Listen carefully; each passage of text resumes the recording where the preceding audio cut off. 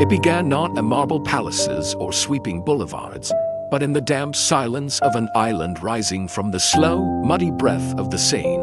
Long before the world knew her name, Paris was Lutetia, an outpost in the Roman twilight, or Gallic. Fishermen cast their nets near makeshift timber docks, and Roman centurions stamped the earth with foreign order. The wind carried the scent of wet moss and wood smoke, the whispers of Latin prayers echoing from crumbling temples. Roads, rough but resolute, stitched her to distant emperors, while beneath her soil, the bones of conquered Gauls mingled with those of Roman settlers. Paris was born layered in defeat and ambition. Her birthright was not serenity, but siege. Fires lit by the first plunderers had barely cooled before others arrived. Franks with long hair and iron will, Merovingian kings who ruled with buried swords and buried secrets. Yet even then, a strange resilience clung to the city like mist over the river. Every time the axe fell, the stone rebuilt. Every time an empire withdrew, the city absorbed the wound and redefined herself. The ancient gods faded, monks carved, Latin scripture beneath dripping arches, and Paris still nameless in the minds of most watched the centuries unfold like a wound refusing to close. This is Sleepy Historian. Let's uncover the forgotten truth beneath the ashes of history. By the 9th century, Paris stood not as a city of beauty but of desperation, a battered outpost bracing against the cold fury of the north. The Vikings came not in myth but in wood and fire, their longships slicing through the Seine like knives into flesh.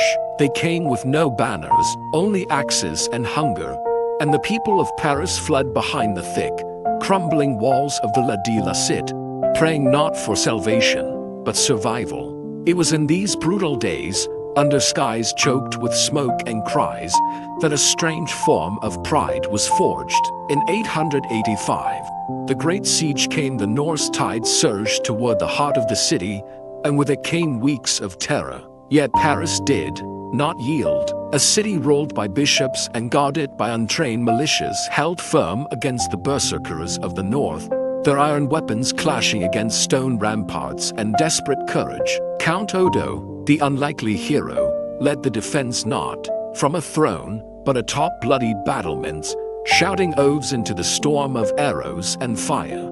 The siege lasted nearly a year. Famine bit into flesh, disease stalked the alleys, but still, the city held. When the raiders finally withdrew, they left nothing but smoke and silence. Yet the towers still stood, the bells still rang. From this agony, Paris earned her first legend not of wealth, but of defiance. A city not gilded, but scorched, scarred, and unbowed. She had faced extinction and spat in its face. And from that defiance, a myth was born. Paris does not die. In the centuries that followed, the wounds of siege became the scaffolding of splendor. Out of the ashes of Viking fire, Paris began to rise, not quickly, not without pain, but with a stubborn rhythm that echoed in stone and sanctuary. The Capetians claimed her as their crown jewel, though her streets remained narrow, fetid and crooked, winding like veins through a city pulsing with contradiction. Monks copied scriptures in candlelit cloisters while butchers spilled blood into the gutters below. Yet something sacred stirred in the city's heart. Upon the foundations of forgotten temples, new spires pierced the sky. The most ambitious of all, Notre-Dame, rising brick by brick from the banks of the Seine like a cathedral born of penance and pride. Here, in the 12th century, Paris transformed. She became a city not only of markets and monarchs but of ideas. The University of Paris, born in the damp chill of Latin Quarter lecture halls, attracted minds from across Christendom, scholars who debated the nature of God and the structure of the soul, while the scent of baking bread mingled with the stench of refuse outside their doors. The city was filthy and divine, brutal and enlightened. Kings rolled from their palaces, but the soul of Paris now stirred in her thinkers, her students, her builders. Her beauty was not the polished kind, it was ragged, sacred, defiant. A city whose greatness was carved not by peace but by endurance. Even in peace, Paris bore the tension of history in her bones, as if always waiting for the next storm to prove once more that she would not break. But no age of enlightenment could burn away the rot beneath the stones. As the Middle Ages deepened, so too did the divides in Paris, a city gilded and faith and shadowed by suffering. Behind the soaring majesty of Notre-Dame, plague crept in silent waves, blackening limbs and emptying entire quarters. The 14th century struck like a curse. Famine, flood, and pestilence marched one after the other, grinding even the proudest boulevards into silence. Death cards rattled over cobblestones while sermons promised salvation just out of reach. And, as if summoned by the city's cries, the 100 Years' War descended upon France like a slow execution. Kings warred with distant cousins over crowns, but Paris was their battlefield, their prize, their pawn. The people, tanners, bakers, scribes, were left to suffer beneath the weight of noble ambition. The English came and went and came again, while the city's loyalties shifted like autumn leaves in the Seine. And yet, even in this despair, Paris persisted. Joan of Arc's fire passed near but did not consume her. The people righted, rose, and righted again, as if revolution was already etched into their marrow. Every collapse taught Paris not how to die but how to remake herself from what remained. Her saints grew silent, her kings grew distant, but her people learned to endure through the dust, the fever, the fear. By now, Paris was no longer merely a city, she was a crucible. And through fire and plague, something immortal was being forged, not perfection, but resistance. Be why the Renaissance. The ashes had cooled, but the embers beneath Paris still glowed. A new age dawned across Europe with brushstrokes and sonnets, but in Paris, it arrived with suspicion and blood. The printing press whispered dangerous ideas into the alleys, and the old order trembled beneath velvet robes. Beneath the surface of blossoming intellect, the city simmered with sectarian hate. The Protestant Reformation fractured Christendom, and Paris, ever the theater of Europe's greatest dramas, became its bloodiest stage. On the night of St. Bartholomew in 1572, a wedding meant to unite the faiths instead became a funeral rite in screams. Catholic mobs, spurred by fear and royal sanction, turned on their Huguenot neighbors. Thousands were butchered, men dragged from their homes, women thrown from balconies, the Seine running thick with the blood of the betrayed. The bells of Notre-Dame did not toll in mourning, they rang in the slaughter. And yet again, Paris bore the wound and did not fall. The streets were washed, the bodies buried, and the city, as always, continued. Henry IV, a king born of both bloodlines, took the throne and offered his heart to Paris, famously declaring that the crown was worth a mass. Under him, the city bloomed once more, markets filled, bridges were built, and peace returned not from purity, but from exhaustion. The scars remained, but Paris wore them like a crown. Each one told a story not of defeat, but of survival. For in Paris, tragedy was never the end. It was only the next beginning.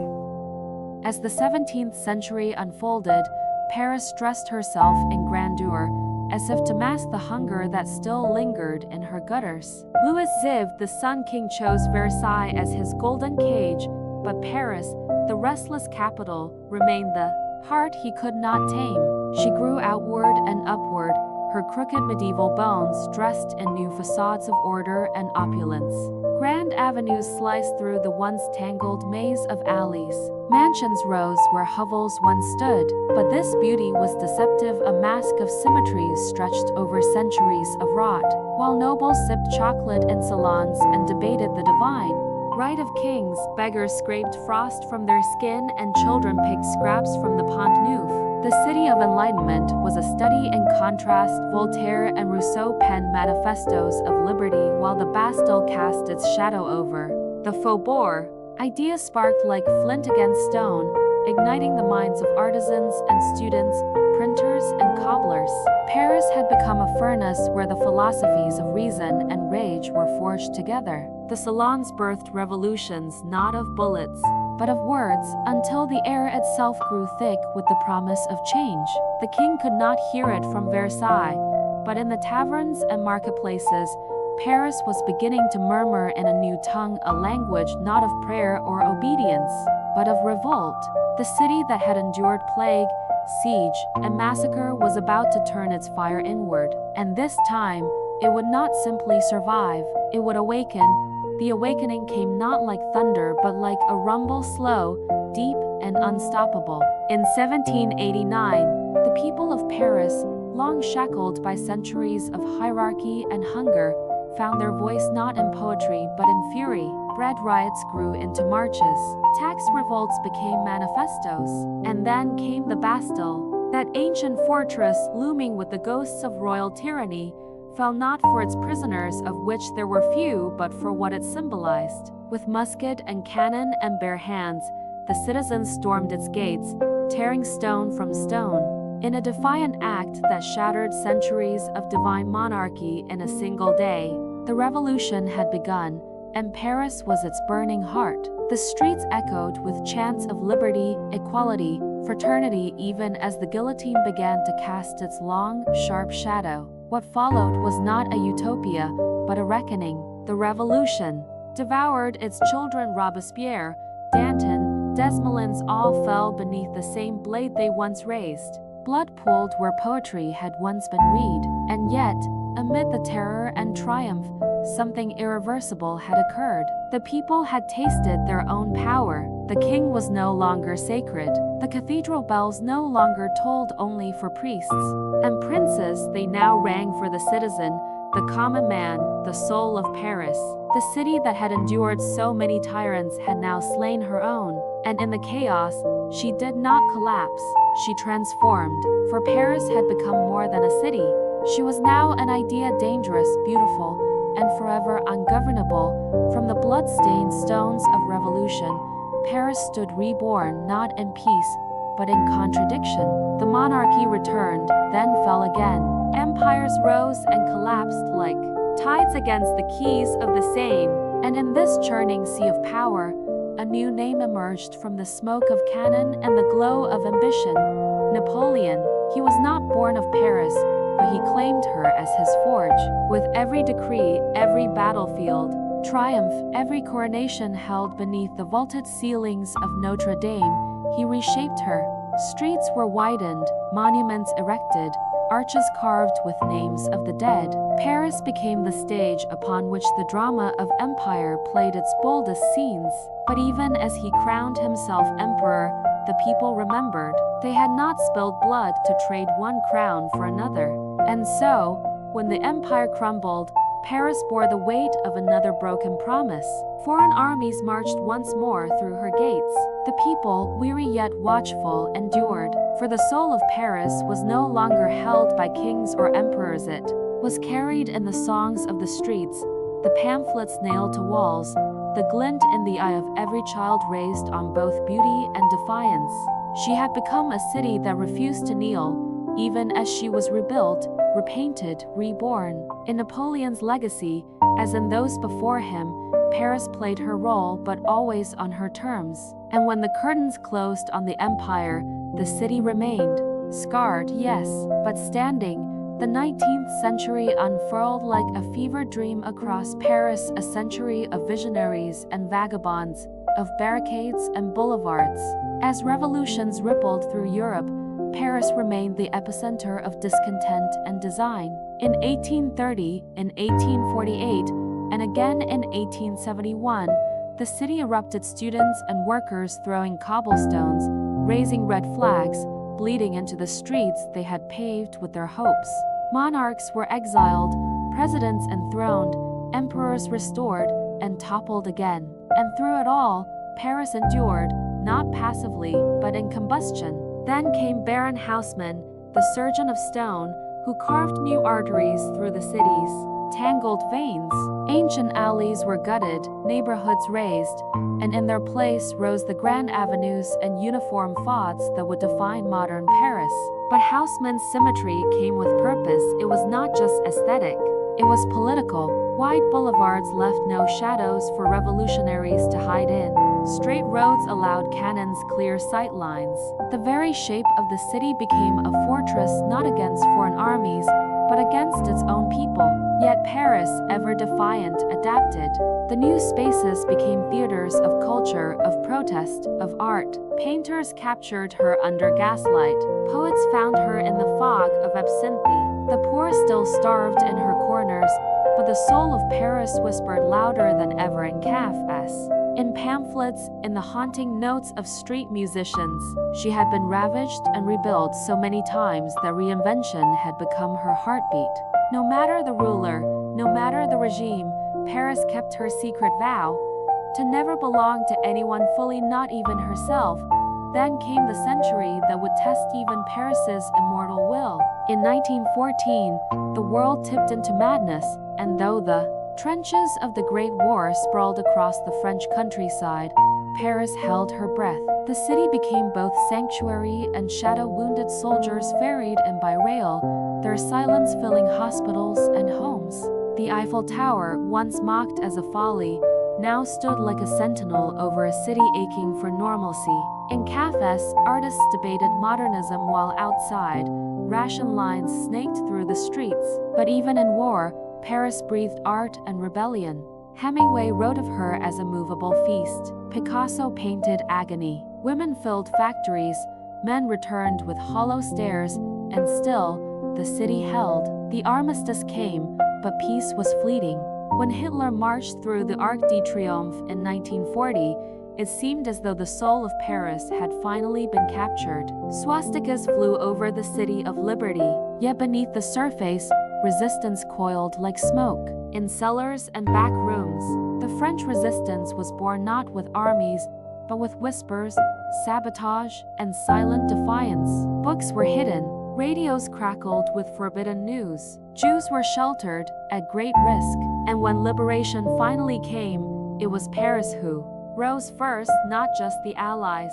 Parisians, weary of occupation, took up arms once more. The city had endured monarchs, mobs, emperors, and plagues. She had withstood bombs and boots. And yet, on the day of her freedom, the bells rang again, not for the past, but for the future. Paris had not been destroyed.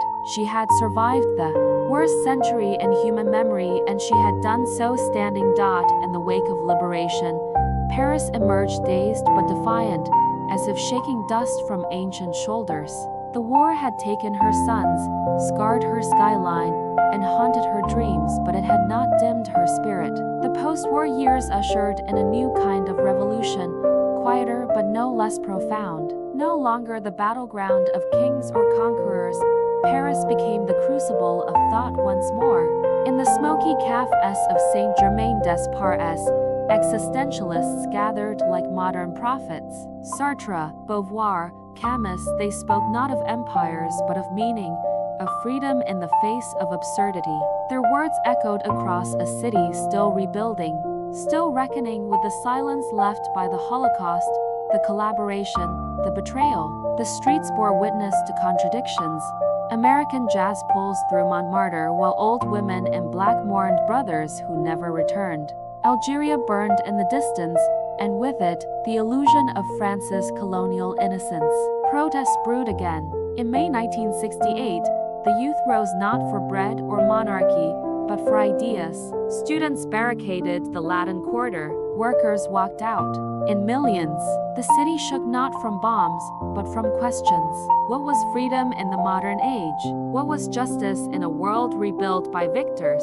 The answers were never simple, but Paris, as always, absorbed the chaos, turned it into culture, and moved forward. Her streets still bore the scars, but they also bore laughter, music, ink, and resistance. She was no longer the center of empire, but something more enduring. The soul of a nation that refuses to forget, to bow, or to be silenced.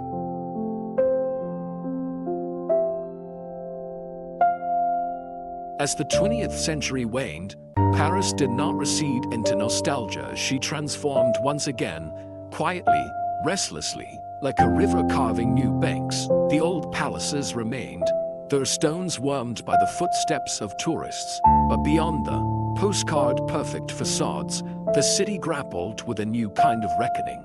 Immigration, decolonization, and economic disparity turned the banlieues, the suburban rings of concrete and forgotten promises, into symbols of both hope and unrest. Children of Algerian, Moroccan, and West African descent grew up under the shadows of Gothic cathedrals, speaking French but often feeling foreign. Paris, once the cradle of revolution, struggled to hold her own mirror. Riots flared in the outskirts. Politicians called for order. Artists called for truth through rap lyrics, graffiti, and street cinema. A new generation reclaimed its voice now, longer quoting Rousseau, but channeling lived anger, inherited wounds. And yet, even as unrest grew, Paris did not collapse into division. She absorbed it, as she always had. The same streets that had seen medieval monks and Enlightenment thinkers now echoed with protesters chanting against police violence and systemic injustice. The Eiffel Tower still glittered, but the real light burned in the slogans painted on cracked walls, in the defiant joy of cultures mingling in open-air markets, in classrooms where Arabic and French danced together on chalkboards. The city of kings had become a city of contradictions, and therein lay her truth. Paris does not seek purity. She is, and has always been, a mosaic of chaos and grace, a city endlessly rewritten, but never erased in the new millennium. Paris found herself at the intersection of memory and modernity. Glass pyramids rose beside Gothic cathedrals. Electric scooters zipped past cobblestone alleys once soaked in revolution. But beneath the shimmer of global fashion and the glow of midnight cafes, the city carried her history like a second skin, layered, weathered, unforgotten. Terror returned, not from foreign empires, but from within. In January 2015, gunmen stormed the offices of Charlie Hebdo, and the laughter of satire was drowned in gunfire. That same year, coordinated attacks ripped through concert halls, cafes, and stadiums. Ordinary places turned to slaughterhouses. Paris bled again, and the world watched. Candles flickered on sidewalks. Voices trembled in vigil. And yet, the city did not retreat. She did not close her gates or silence her streets. Instead, she flooded the boulevards with defiance marches of millions, signs raised high, voices unified not by race or creed but by the belief that fear must not win. In these moments, Paris once again proved that her resilience was not just a tale of the past. It was living, breathing, stubborn. And as the decade advanced, the struggle continued not only against terror, but against climate change, inequality, and a rising tide of nationalism. Yellow vests clashed with riot police, Notre-Dame burned, and the city wept, not for stone, but for the soul within it. And still, amid the smoke, voices sang hymns. Donations flowed from every corner of the world, not for a church alone, but for what it symbolized. Paris was wounded, but never defeated. She never has been taught in the quiet aftermath of fire and fury. Paris exhaled, a city always poised between remembrance and reinvention. As Notre-Dame's charred spire stood outlined against a morning sky, the world saw not just a ruined cathedral, but a reflection of the city itself. Scarred, imperfect, but still reaching heavenward. The reconstruction began, not just in scaffolding and stone, but in spirit. Artists returned to the streets. Schoolchildren visited the ruins and left folded prayers in the dust. The Seine flowed on, indifferent and eternal. Yet beneath the rhythm of metro trains and the soft clink of wine glasses, a new Paris was forming, one conscious of its burdens and blessings. Tech startups rose beside centuries-old bookstores. Climate activists camped beneath government buildings. The youth, armed not with muskets but with smartphones and indignation, carved their place in a city that had always been theirs in blood but not always in voice. Statues were questioned. Streets were renamed. The very idea of France, and by extension Paris, was under constant re-examination. But this was not decay, it was dialogue. Paris was no longer the sole stage of kings and poets. She belonged now to migrants navigating bureaucracy, to protesters dancing in defiance, to mothers teaching their children both Arabic lullabies and French poems. Her beauty no longer lay solely in stonework, but in stories. And for every debate waged in her cafes, every movement that swelled in her plazas, she proved again that her greatest gift was not permanence but the courage to change. For Paris, the heart of all revolutions, still beats. Now, in the third decade of the 21st century, Paris moves not with the thunder of armies or the cries of revolution, but with a quieter urgency, one shaped by memory, migration, and the pressure of a world spinning faster than ever before. The old city still stands, its bridges arching like the backs of old poets, its cafes humming with conversation, its art museums forever basking in the glow of stolen sunlight. But around and within it, something newer stirs. Climate change darkens skies more than cannon smoke once did, and the same rises higher with each spring's thaw. The dreamers who once spoke of liberty and justice now speak of carbon, surveillance, and digital resistance. Gentrification carves new wounds in ancient arrondissements. Homelessness grows in the shadows of housemen's boulevards. Yet even now, Paris refuses to turn to stone. Instead, she learns painfully, unevenly to listen. Black Lives Matter marches ripple through Place de la République. Trans rights posters hang beside images of Joan of Arc. The city's soul, once confined to palaces and pews, now thrives. In protest chants, in spoken word poetry beneath metro arches, in the unfiltered voices of immigrants recounting their journeys across oceans and borders. For every gilded balcony and manicured garden, there is a voice calling out from the periphery, reminding Paris that her story is not finished, not even close. She is still a battlefield, but now the battles are fought for truth, dignity, and the right to belong. And though her enemies are no longer armies, but apathy and inequality, her resistance continues elegant, furious, alive.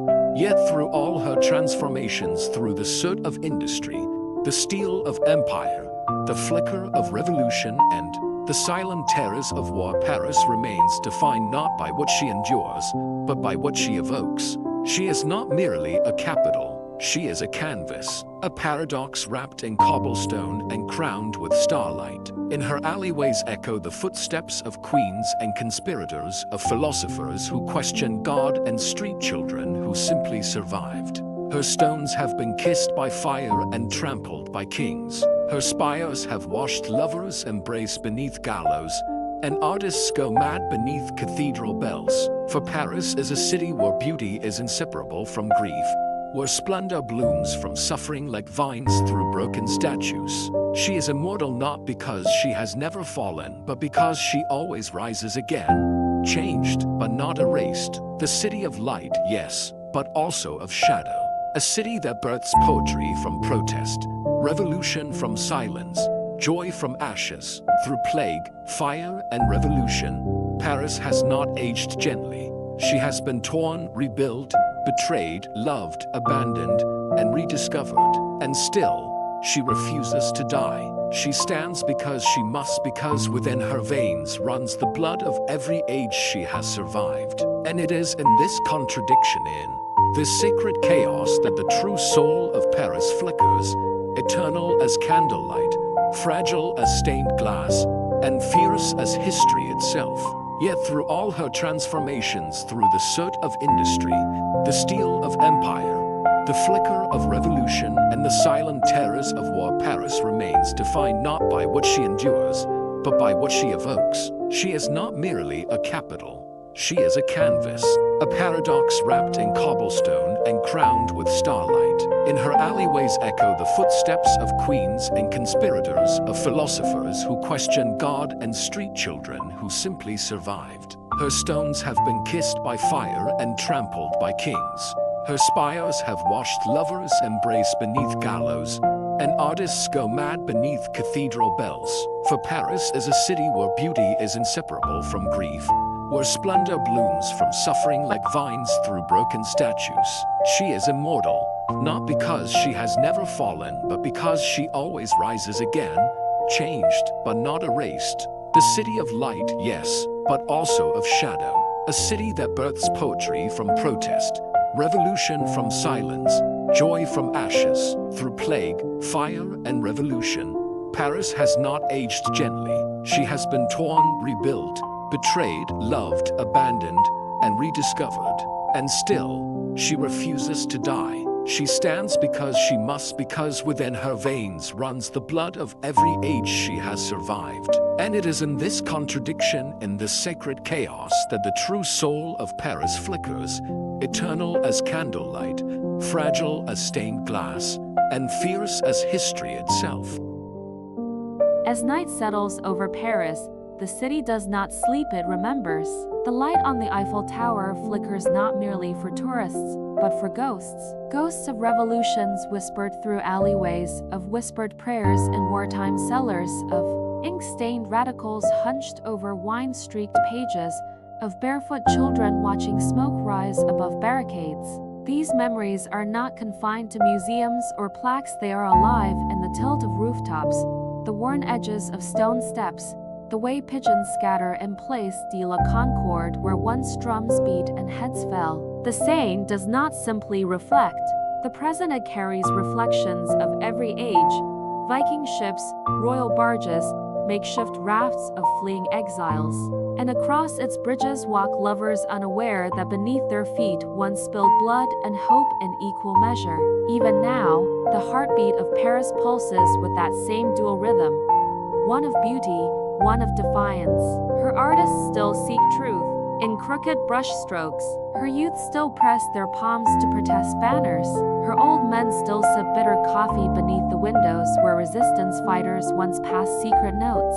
To know Paris is not to capture her, it is to chase her, across centuries, across ideologies, across smoke and light. And in the chase, to find yourself reflected in her contradictions, torn between despair and hope, suffering and poetry, silence and song. For every age has tried to define her. None have succeeded, because Paris cannot be captured. She can only be endured and loved. Now, as Paris stands beneath the shifting skies of a fractured world, she does not whisper of endings, she speaks in beginnings.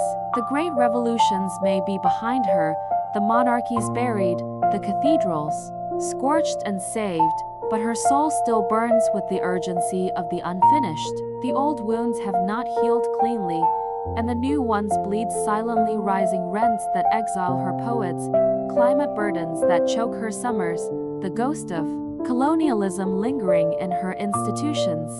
And yet, she endures not through denial, but through dialogue. Murals bloom on crumbling walls. Spoken word battles echo beneath iron bridges. Young Parisians of every hue and tongue claim their space with pride and pain. They do not bow to nostalgia, they build upon it.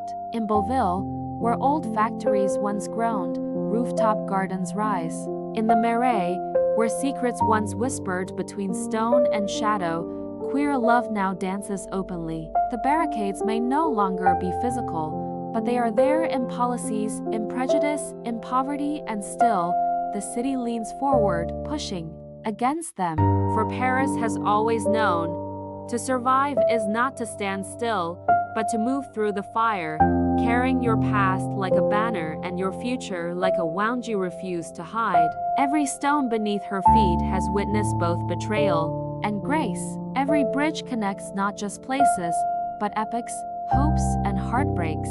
And in the quiet between protest chants and church bells, between thunder and violin, Paris breathes wounded, watchful, awake. So here she stands, Paris, the city that refused to die. Not because she was untouched by ruin, but because she made ruin a part of her design. Through plague and pyre, through guillotine and gunfire, through silence and song, she has never ceased to become. Her legacy is not carved solely in monuments, but in the resilience of her people, the courage of her questions, the poetry of her pain. She has been crowned and crucified, looted and loved, scarred and sanctified. And each time, she has emerged not unchanged, but undiminished. The city of light, perhaps, but more truthfully, the city of shadows that teach us where the light must fall. Every war she has endured, every revolution she has birthed, every ideology she has weathered proves one unshakable truth: Paris is not eternal because she is perfect. She is eternal because she endures. Because within every collapse, she carries the seed of creation. And so the bells toll on, not just for memory, but for the future still unwritten. A future that will ask again what freedom means, what justice demands, what beauty costs. And when it does, Paris will answer not with certainty, but with defiance.